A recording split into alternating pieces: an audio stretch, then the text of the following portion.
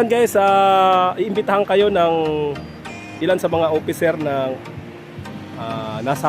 Sabang Basic Resort Association. Ayan, si Vice President Ramil San Juan, saka si Jodolo Imata, Auditor. Oh, summer na naman!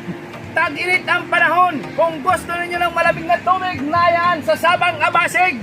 Kung gusto niyo mag-relax, meron tayong floating cottage. Oh, ano pang hinihintay nyo? Dito lang yan sa Baay. Okay na okay. Enjoy kayong lahat. Oh, tara na!